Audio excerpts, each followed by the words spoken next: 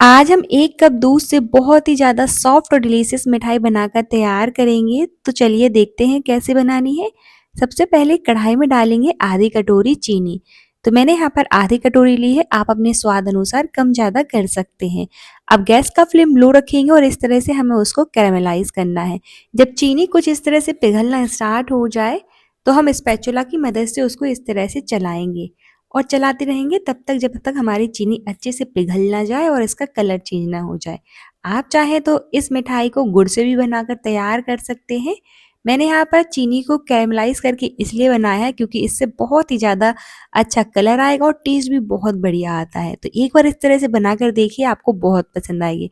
तो इस तरह से आप चलाते रहेंगे ना, तो इसका कलर कुछ इस तरह से हो जाएगा। तो देखिए हमारी चीनी जो है बढ़िया से कैरमलाइज़ हो गई है। तो चलिए इसका कलर भी बहुत बढ़िया आया है। इसी स्टेज पर हम क्या करेंगे, इसमें डालेंगे दूध। तो सिर्फ़ 1 कटोरी दूध ही हमें इसमें डालना है। बहुत कम दूध में इसको आज बनाकर तैयार करेंगे हम। तो जैसे ही आप दूध डालोगे ना चीनी में, तो जो चीनी है हमारी वो हार्ड हो जाएगी। तो देखिए जो हमने चीनी पिघला कर रखी थी वो इस तरह से हार्ड हो जाएगी, लेकिन डरने की कोई बात नहीं है। जैसे-जैसे दूध गर्म होगा ना, तो जो चीनी है वो जो हार्ड हो गई है वो पिघल जाएगी उसी में। तो इस तरह से हमें उसको बढ़िया से चलाते रहना है, इस तरह से हार्ड हो जाएगी। देखिए आप देख सकते हैं कि जैसे ही हमने उसमें दूध डाला ना, तो जो चीनी है वो इस तरह से बिल्कुल पत्थर की तरह हार्ड हो गई है। बस इसको हम चलाते रहेंगे और जो चीनी है उसको पिघला लेंगे। तो इस तरह से जैसे ही दूध गर्म होता जाएगा ना, तो बढ़िया से वो 1 से 2 मिनट में इस तरह से पिघल जाएगी। तो देखिए अच्छे से चीनी पिघल गई है दूध में। अब इसी स्टेज पर हम क्या करेंगे, इसमें डालेंगे हम 1/4 कटोरी नारियल का बुरादा। अगर आपके पास नहीं है तो जो सूखा वाला नारियल आता है ना, उसको भी आप ग्रेट करके डाल सकते हैं या फिर स्किप कर सकते हैं, ये बिल्कुल ऑप्शनल है। यहाँ पर आप इस स्टेज पर ड्राई फ्रूट्स का भी पाउडर डाल सकते हैं, जैसे कि काजू बादाम का पाउडर आप बनाकर उसमें ऐड कर सकते हैं, उससे भी फ्लेवर बहुत अच्छा आएगा। बस 1 मिनट के लिए हम इसको पकाएँगे डालने के बाद। अब इसी स्टेज पर हम क्या करेंगे, इसमें डालेंगे हम 1 चम्मच दही। तो यहाँ पर मैंने सिर्फ़ 1 चम्मच दही का यूज़ किया है, इससे क्या होगा कि आपकी जो मिठाई है उसमें दानेदार टेक्सचर आएगा। आप यहाँ पर लेमन जूस का भी यूज़ कर सकते हैं, अगर आप यहाँ पर लेमन जूस डालेंगे तो उसमें खट्टा टेस्ट आएगा। तो यहाँ पर मैंने फ्रेश दही का यूज़ किया है, फ्रेश दही का ही भी यूज़ करिएगा। बस इस तरह से मिक्स करेंगे, अब इसको हम पकाएँगे, तब तक हम आगे की तैयारी कर लेते हैं। यहाँ पर लेंगे हम कोई भी बोल जिसमें डालेंगे मिल्क पाउडर। तो यहाँ पर मैंने जो मिल्क पाउडर है वो 1.5 कटोरी लिया है। जिस कटोरी से मैंने चीनी ली थी ना, उसी कटोरी से हम सारी चीज़ें डालेंगे। तो मेज़रमेंट के लिए आप कोई भी कप या कटोरी सेट कर लीजिए। तो यहाँ पर मैंने 1.5 कटोरी मिल्क पाउडर का यूज़ किया है, आप कम ज़्यादा भी कर सकते हैं, अपने अकॉर्डिंग डाल सकते हैं।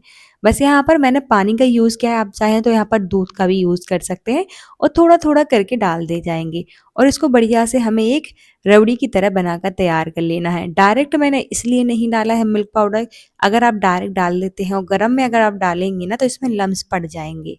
तो हमें डायरेक्ट नहीं डालना है कढ़ाई में मिल्क पाउडर को, आप चाहें तो उसको ठंडा करके इसको डाल सकते हैं। मैंने यहाँ पर अलग से ही उसको पानी में मिक्स करके डाला है। अगर आप इस तरह से डालना नहीं चाहते हैं तो गैस बंद कर दिए, उसके बाद ही आप इसको डालना। नहीं तो अगर आप इस तरह से गरम में डाल दोगे ना, तो लम्स पड़ जाएँगे और हमारी मिठाई का जो लुक है बिल्कुल अच्छा नहीं आएगा। तो देखिए इस तरह से मैंने थोड़ा-थोड़ा करके पानी डाल दिया और इस तरह से एक रबड़ी की तरह उसको बनाकर तैयार कर लिया है। मिल्क पाउडर डालने से क्या होगा कि इससे बहुत ही ज़्यादा अच्छा टेस्ट आएगा और अगर आपके पास मिल्क पाउडर नहीं है तो यहाँ पर आप दूध की क्वांटिटी को बढ़ा दीजिए, ताकि आपकी जो मिठाई है बिल्कुल सॉफ्ट और मुँह में घुल जाने वाली डिलीशियस मिठाई बनकर तैयार हो। तो बस इस तरह से हमें मिक्सचर बनाकर तैयार कर लेना है। तो देखिए यहाँ पर हमारा मिक्सचर जो थिक हो गया है पकते-पकते, अब इसी स्टेज पर हम डाल देंगे इसको। तो चलिए मैंने जो मिल्क पाउडर वाला मिक्सचर है उसको सारा एक ही साथ डालना है हमें। गैस का फ्लेम इस स्टेज पर लो ही रखेंगे और इस तरह से बढ़िया से डाल देंगे और अच्छे से मिक्स करेंगे। लेकिन उससे पहले अगर आप मेरे चैनल पर नए हैं तो चैनल को सब्सक्राइब और वीडियो को लाइक ज़रूर करें और ज़्यादा से ज़्यादा शेयर करें और मुझे कमेंट सेक्शन में ज़रूर बताना कि आप ये वीडियो कहाँ से देख रहे हैं और आपको मेरी वीडियोस कैसी लगती हैं, तो आप फीडबैक ज़रूर देना अपना। बस देखिए इस तरह से हमें बढ़िया से उसको मिक्स करते रहना है और लो टू मीडियम फ्लेम पर हमें इसको पकाते रहना है। लेकिन एक बात का ध्यान रखना है इसको कि हमें छोड़ना नहीं है, जैसे ही आप छोड़ दोगे ना तो ये तले में चिपकना स्टार्ट हो जाएगा और उससे हमारी मिठाई का टेस्ट और टेक्सचर बिल्कुल अच्छा नहीं आएगा। तो इसको इस तरह से लो टू मीडियम फ्लेम पर बढ़िया से चलाते रहिए। कोशिश करिए कि नॉन स्टिक कढ़ाई लें या फिर कोई मोटी तली की कढ़ाई लें, क्योंकि ये चिपकेगा बहुत, क्योंकि इसमें हमने मिल्क पाउडर को ऐड किया है।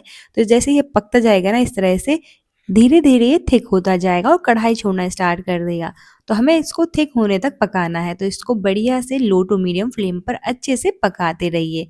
तो देखिए यहाँ पर आप देख सकते हैं कि ये धीरे-धीरे जैसे हम चलाते जा रहे हैं ना, इसको पकाते जा रहे हैं तो इसका टेक्सचर भी बदलता जा रहा है, ये थिक होता जा रहा है। तो बढ़िया से इसको हमें पकाते जाना है। एक बार इसको ट्राई करिए, बहुत आसान सी रेसिपी है और मिनटों में बनकर तैयार हो जाती है और खाने में बहुत ही ज़्यादा टेस्टी और दानेदार बनकर तैयार होती है। एक बार अगर आपने बना ली ना, तो हर फेस्टिवल में जब भी आपका कुछ मीठा खाने का मन कर रहा है, तब भी आप इसी को बनाओगे क्योंकि इंस्टेंट मिठाई है, जल्दी से बनकर तैयार हो जाती है और खाने में बहुत टेस्टी लगती है। तो देखिए जब इस तरह से थिक हो जाएगा ना, तो उसी स्टेज पर हम डाल देंगे इसमें आधी चम्मच घी। तो ये बिल्कुल ऑप्शनल है, मैंने यहाँ पर इसलिए डाला है क्योंकि ये अच्छे से कढ़ाई छोड़ देगा। ये बिल्कुल ऑप्शनल है, अगर आप नहीं डालना चाहते हैं तो बिल्कुल इसको स्किप कर सकते हैं। मैंने यहाँ पे इसलिए डाला कि ये जल्दी से कढ़ाई छोड़ देगा और जो है हमारी मिठाई में शाइनिंग भी आ जाएगी। तो देखिए इस तरह से हमें बढ़िया से उसको पका लेना है। तो देखिए हमारे मिक्सचर की कंसिस्टेंसी थिक हो चुकी है, तो इसी स्टेज तक क्या करना है, हमें इसको बढ़िया से पका लेना है। इस तरह से जब डो के फॉर्म में आ जाएगा ना, ये देखिए यहाँ पर जिस साइड से हम उसको फोल्ड कर रहे हैं ना, हो रहा है और ये फैल नहीं रहा है, तो इसी स्टेज तक हम इसको बढ़िया से पकाएंगे। अब मैंने जो है गैस बंद कर दिया है, गैस बंद करके हम थोड़ा-सा इसको इस तरह से चलाएँगे, उसके बाद ही हम इसको ट्रांसफ़र करेंगे किसी भी प्लेट या ट्रे में। तो चलिए, अब इसको हम ग्रीस की हुई प्लेट में करेंगे ट्रांसफ़र, तो मैंने यहाँ पर छोटी-सी प्लेट को ग्रीस कर लिया है। आप किसी भी ट्रे या थाली में इसको ट्रांसफ़र कर सकते हैं, सेट कर सकते हैं। इसको सबसे पहले घी या फिर ऑयल से अच्छे से ग्रीस कर लीजिएगा। तो मैंने यहाँ पर अच्छे से उसको घी से ग्रीस कर लिया है। अब जो मिक्सचर रखा था, उसको गरम में ही हमें क्या करना है, अच्छे से उसको फैला देंगे। इस तरह से अच्छे से स्प्रेड कर देंगे और उसको हम ठंडा होने के लिए छोड़ेंगे। आप चाहें तो यहाँ पर ड्राई फ्रूट से भी उसको गार्निश कर सकते हैं, जो भी आपको ड्राई फ्रूट्स पसंद है, उससे उसको गार्निश कर दीजिए। बस इस तरह से हमें उसको स्प्रेड करने के बाद उसको ठंडा होने के लिए रखना है। जब तक ये ठंडा नहीं होगा तब तक हम उसको कट नहीं करेंगे। ठंडा होने के बाद ही हम इसको कट करेंगे। तो चलिए देखिए ठंडा हो चुका है अच्छे से और नाइफ़ की मदद से हम इस तरह से उसको कट कर लेंगे। आप चाहें तो नाइफ़ में थोड़ा-सा घी या फिर ऑयल लगा सकते हैं ताकि ये चिपके ना।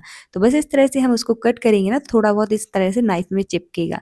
तो देखिए बनकर तैयार है हमारी बहुत ही ज़्यादा टेस्टी मिठाई, तो एक बार ज़रूर ट्राई करना। मिलते हैं नेक्स्ट वीडियो में। Thank you for watching.